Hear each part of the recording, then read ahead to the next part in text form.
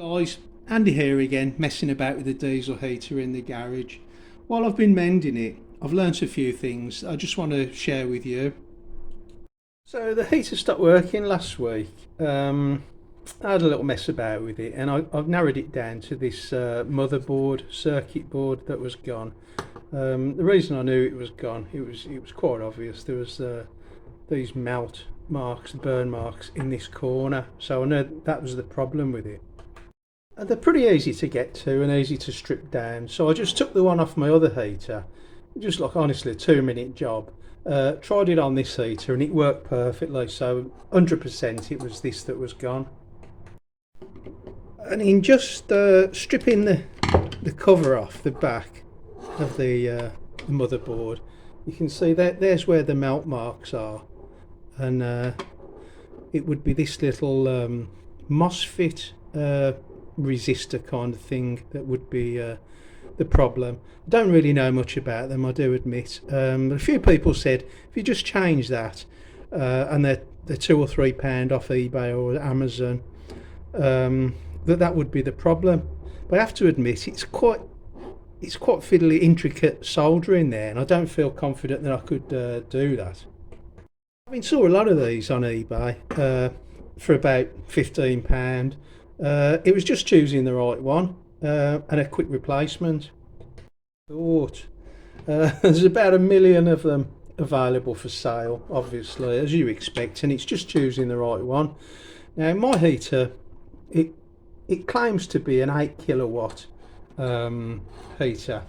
Many people say that they're not 8 kilowatt, they're still the 5 that a lot of them are. So I don't know, but anyway, I went for one of the motherboards that claimed to be an 8 kilowatt as well, and also claimed to be a universal portable air heater motherboard, circuit board, what have you. Studied all the pictures.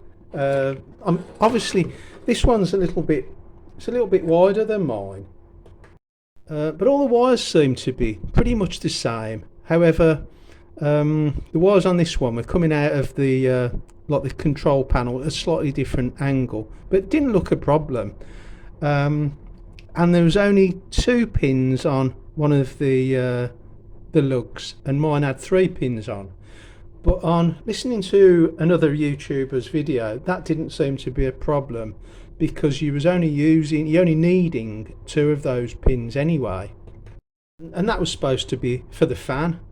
So yeah, anyway, I ordered the new part and it doesn't fit. I've put it all on. All the wires went. They all clipped on exactly the same. This screwed onto the machine with no issues at all. But in trying to get it working, it just didn't happen. Now, this board boasted it could be used on 12 volt or 24 volt, just as most of the machines do boast that they can be used on both voltages. And on my machine, using the original board, you can switch the voltage quite easily from 12 to 24. Putting this new board on, there was no option to change it to from 24 volt to 12 volt. I went through everything, guys. I've been on it hours. Watched all the videos about getting into the secret menu, where to put your code, 1688. I've done all the codes, the 3-pin codes, the 4-pin codes, pressing the buttons like 3 times, but I have not been able to get into the voltage change. Now I've looked at this one, and the camera probably won't pick it up, I don't know, but it does say 24 volt, so I don't know that it might not be interchangeable with the 12 volt, but mine clearly says 12 volt on it.